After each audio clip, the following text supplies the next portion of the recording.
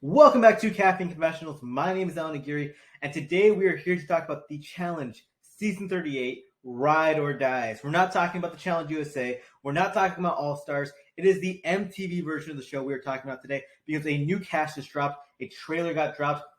Ride or Dies is the theme. A male player and a female player who are supposedly friends and real-life allies partnered together, competing as one, and we got 17 new pairs. 34 total players, and in this video, we're going to break down, reveal the cast, and rank them 1st to 17th based on who I think has the best shot to win this season, and we're going to jump right into it. Some of you only care about who is on the cast, so we're just going to scroll through the names real fast before we jump into the power rankings. Amber Brazotra and Chauncey Palmer, Namvo and Emmy Ruse, Devon Walker and Tori Deal, Fessy Shafat and Maria Jadea, Laurel Stuckey and Jack Maddox, Kayla and Sam Bird, Turbo Kamkurian and Tamara Alfaro, Nelson Thomas and Maurice Mateo, Jay Starrett and Michelle Fitzgerald, Horacio Gutierrez and Olivia Kaiser, Kim Troinka and Colleen Schneider, Johnny Middlebrooks and Raven Rochelle, Tommy Bronco and Annalise Talavera, Johnny Bananas and Nani Gonzalez, Jordan Weasley and Anissa Ferreira Wisely, Darrell Taylor and Veronica Portillo, Casey and Kenny Clark. Let's get into the power rankings now. Our first pair is two players who were partners on a season before. Johnny Bananas from the Real World Key West and Nani Gonzalez from Real World Back to Las Vegas. They competed on Battle of the X's 2 together. They came in 4th place on that season. And here they are again. Johnny Bananas, 20 seasons, 7 championships, 9 finals, arguably the face of the franchise. He is... the last time we saw him was Total Madness, where he walked away a champion. He's legitimately one of the best players the Challenge has ever seen. He's kind of like good at everything, and that's the annoying part about him, is that he's a good swimmer. He's good with puzzles. He's good at carrying weight, and he wins finals. Nani, this is her 12th season. She's never won a Challenge championship. Her elimination record is not good at 4-10, but she's made the final of the last 2 seasons, and across the board, Nani always goes far into every season she does. Nani is an extremely balanced player. She doesn't have any major weaknesses. She's a solid swimmer. She can solve a puzzle if need be. She's willing to eat. None of these things she's going to dominate in, but you rarely see Nani come in last place during a daily challenge.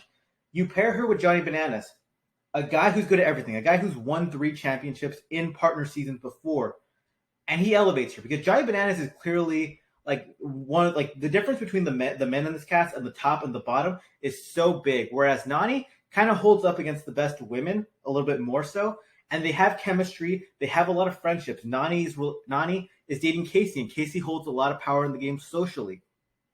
Bananas always has cronies and allies. I think they have a really good shot at going to the final, and based on experience in a final that Johnny Bananas has, they have a very good shot to win. Now, you might be thinking, we saw them compete on X's 2, which was 7 years ago, and they lost that season. Why would they win now? Well, I don't see a pair on this season that's as good as Wes and Teresa or Jordan and Sarah, 2 of the best co-ed pairs the show has ever seen compete. And because of that reason, I like their chances. Because those top teams aren't there, I don't think anyone is on that level. In second place, I can't believe I'm going to say this. Second place, I have Fessy Shafat from Big Brother and Mariah Jadea. You're probably wondering, who the hell is Mariah Jadea or Jadea? I don't even know how her name's fully pronounced. She's Fessy's friend, apparently. She is a model and a fitness influencer. Let's talk about Fessy first, because that's who you know. Fessy's competed on 3 seasons. He made the final the first 2 really easily. He's really awesome in daily challenges, and I think a lot of people's hate of Fessy in the way he's just kind of he can be a bit egotistical, and the way he really did quit at the end of the Double Agents final clouds the fact that Fessy is an amazing athlete. He's 6'5", 230 pounds. He's the fastest guy in the house, and he's just a true athlete. He broke down to the Total Madness final because big guys don't do well in the snow, and he's not willing to eat. But that overshadows the fact that nobody wants to see Fessy in a physical elimination. And as much as he can be an idiot in his confessionals, when it comes to actual book smarts, Fessy is super intelligent. He's good at math. He's good at memorization. And in college, when he was an athlete, he was always on the all academic football teams. He was always a top honor roll type student. He's book smart. He's not street smart whatsoever. So Fessy is a very good player, and the difference between him and a lot of the men in this game is so massive. Mariah, she is a legitimate fitness influencer where her entire life revolves around meal planning, getting in shape, and it kind of reminds me a bit of Jenny West. Like, you're going to see her body, I think she's just a pretty girl, but like Mariah puts in a lot, like her entire life revolves around her body. And like Jenny West, I think you pair those two together, and physically there's such a force in this game that they should be unstoppable. Now, them winning comes down to whether Fessy can do puzzles or not. That'll be seen. But they are a fierce physical duo. They should be the best physical duo in this game. Next up in third place, we have Devon Walker from Are You the One and Tori Deal, also from Are You the One. And it's kind of funny because a couple seasons ago, these two were like arch nemesis, and now they're best buddies. Devon made the final last season. He was arguably the second best male competitor throughout the entire season, where he was really good in the daily challenges, was a team leader on that Emerald Cell, and people would just go to him when they were talking about, well, hey, Devon, what are we going to do with this political vote? Who are we going to go after? What's the strategy here? A lot of people cared about Devon's intel. And then Tori also made the final of last season. She arguably had the best final of any female competitor, but because of the twist at the end where Casey got the win, she came up short. Tori was also very good on World of Worlds 2. She made the final of Dirty 30. She's a 3-time finalist. Very impressive competitor. Really strong across the board. Really balanced. Capable of doing puzzles. Capable of running, swimming, etc. People see this pair and they think to themselves, Tori's physicality makes up for Devon's lack of athleticism. And Devon's ability with puzzles and mental stuff make up for Tori's gaps in that part of the game. That, in theory, like players who balance each other out, it's good. At the same time, the game could work the other way around. What if they throw them into a partner situation where Devon has to carry weight and Tori has to solve a puzzle? Suddenly, the way they balance each other out just goes the other way around. And I think a good comparison is Shane and Nelson on Final Reckoning, because people saw Shane and Nelson and thought Shane's brains would make up for Nelson's idiocy, and then Nelson's physicality would make up for Shane's lack of physicality. Instead, they just failed because their weaknesses brought both of them down. In theory, Devon and Tori could elevate each other. At the same time, they could bring each other down. And I don't really know how they'll do if they begin to bicker and combat one another, because they both seem like people who throw their teammates under the bus. They got to really adapt. They are, in theory, a very strong pair. Let's move into number 4. In fourth place, it is a player I'm thrilled to see returning. It is Miss Laurel Stuckey from Fresh Meat 2. She is partnering with Jack Maddox, her bestie from X on the Beach. Technically X on the Peak, the winter edition of the show. You get the point. Laurel is maybe the most dominant force in challenge history. She won a record 9 straight eliminations.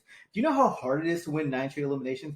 They're so carnival gamey. It's so janky. It's a 50-50 chance where anyone can win. And to win 9 in a row, where she was beating elite competitors like Cara Maria, Camilla, John A., Sarah, Teresa. She beat them all to win 9 straight. That is so impressive. She has the second best daily challenge win ratio of any female competitor ever. She went to 4 straight finals, 1 free agents, and she's just a physical force. I met her in person, and she just has like that real athletic build where she was only 6 feet tall. I mean, no, she's 6 feet tall, that's a lot, but like she felt 10 feet tall compared to me. Like she just has a glow to her. She's a real athlete. She like meeting her in person, I immediately understood why she won 9 straight eliminations. I immediately understood why people are so terrified of her. Laurel is just a beast. And Jack is the question mark because we've never seen him compete. He works as a personal trainer. So I think in terms of a final, Jack has the cardio to do well, but it's whether or not people will see him as a physical threat because he's not the biggest guy. He's not the smallest either. Jack, please just come through because you got a great partner. I really want you to do well. I really do, because I want to see you two win. I'm going to say this. I'm biased. I want to see you two win more than anyone, but I can't rank you higher because I need to see you perform first.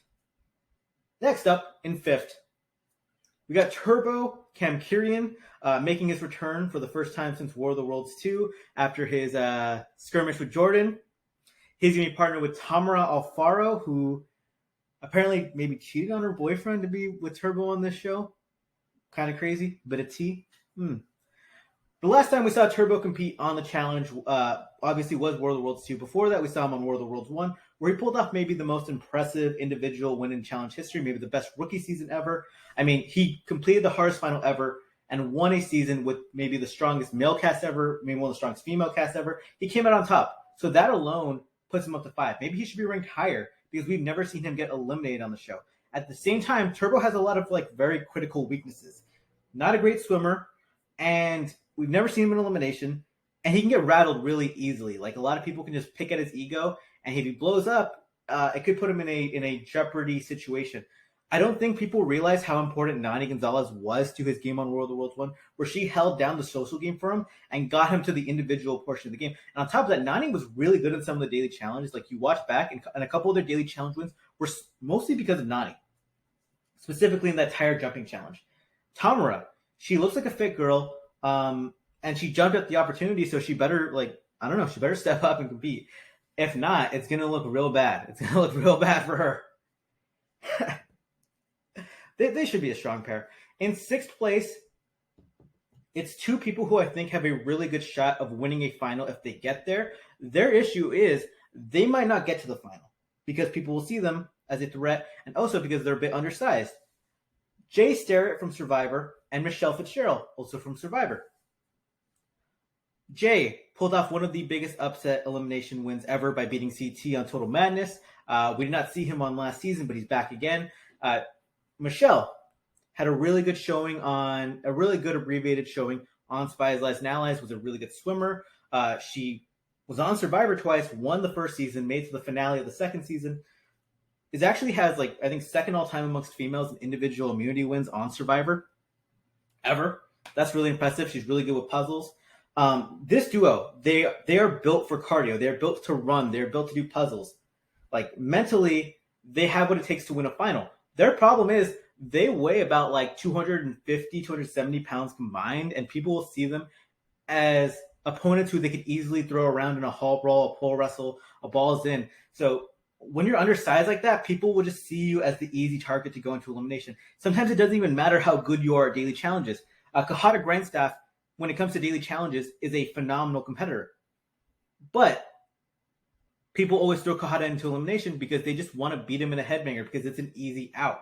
Jay, great competitor, but people will always see his size as a deficit. And as much as we like to hype up the underdog, people are underestimating Jay. It's yeah, they underestimate him, but they also know at this part of the game, he can't win. So if it comes down to size, their game is over. But if they can actually get to the final, I think Jay and Michelle should be the favorites. But how can they get there? They need to work hard, win dailies, play strategically, make the right moves, and really play risky. In 7th place, someone coming off a great season is Kayla Casillas, and she's partnered with her husband, Sam Bird. Kayla had a really good All-Stars 2 season where she really looked to be learning the game strategically, where she would go into daily challenges and would find ways to team up with Sylvia or mentally just find a shortcut that would work best for her. She did pretty well in the final. She came in 2nd place. She just got outperformed by John A. If she can come into this season with that same mindset where she's working the game from all angles, politically, strategically, mentally, and physically, she's in good shape, I think her and Sam can go far. I don't think Sam's going to rock the boat. The question is, can Sam solve puzzles? Because if he can solve puzzles, this is a really strong duo. If not, then I think they're a bit of more of a middling team who's going to need some luck to win.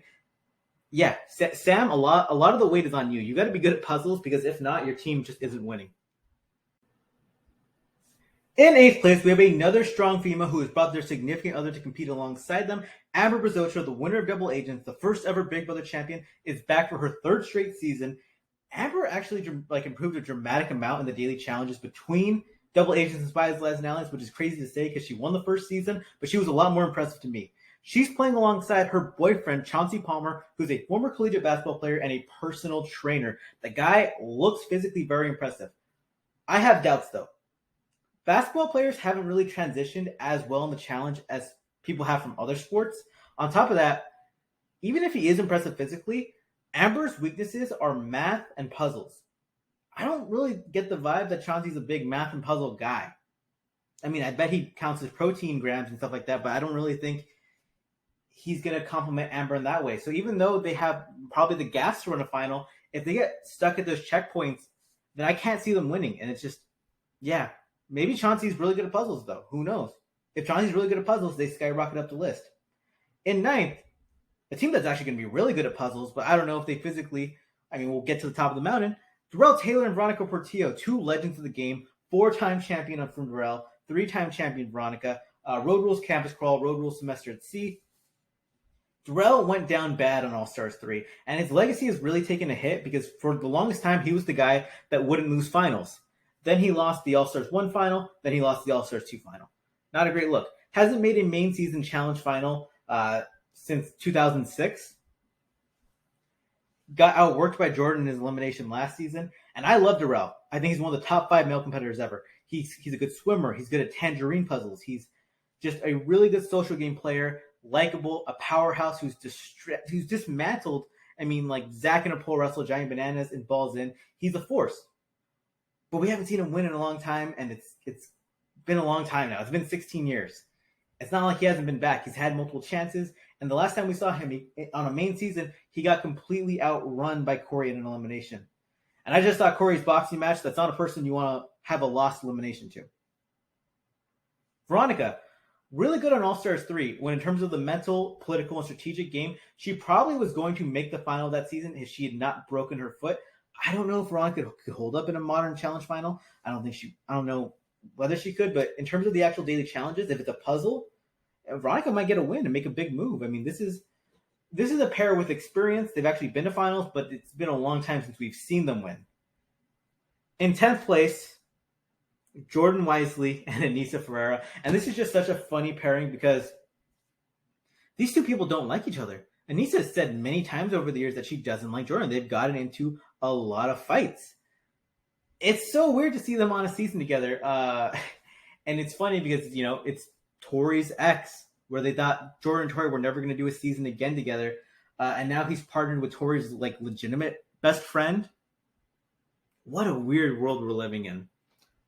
But Jordan, 3-time champion, statistically has an argument to be the best competitor in challenge history because he's won 3 seasons at a high level. He 3-peated, really good elimination record, really good daily challenge stats, and nobody wants to see him in a final. The problem is he's partnered with Anissa, who has not been to a final since the 2000s.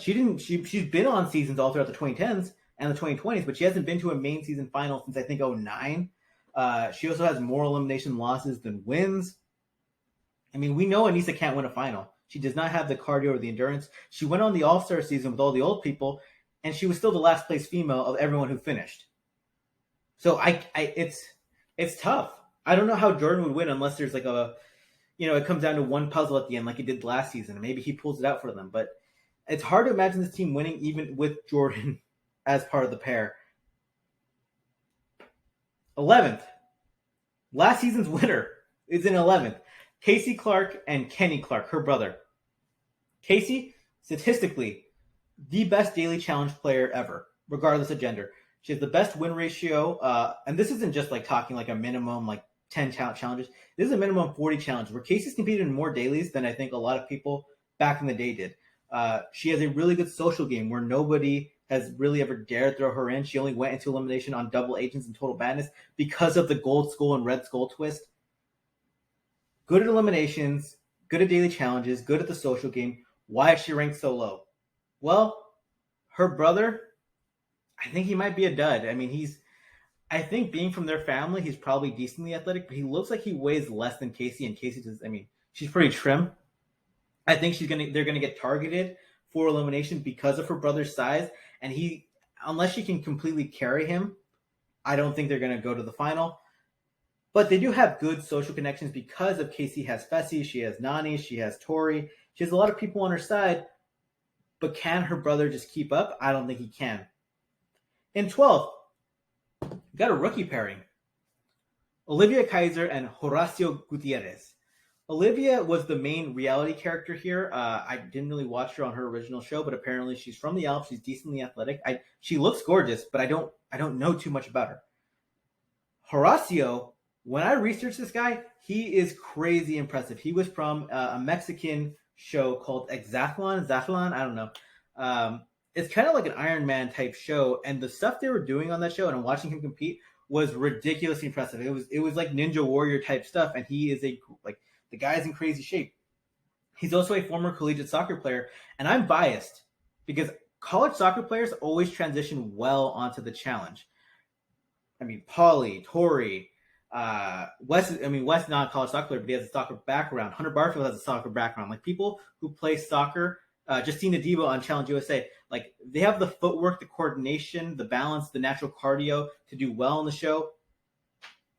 And if anyone plays soccer, I'm biased towards them. Like, and he did it at a high level. He's not undersized either. He's about 5'10", 180. He's a good, solid dude. If there's anyone who has a road chance of going far, it's Horacio. 13th, Nelson Thomas and Maurice Mateo. I mean, Nelson has lost, 52 straight daily challenges, make it 53, 54, 55, 56, 57, 58, 59.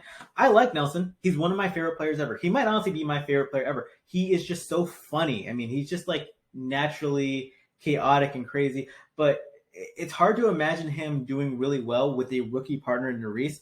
And Maurice is from Mario the One. I don't know what Maurice brings to the table. Is she a great athlete?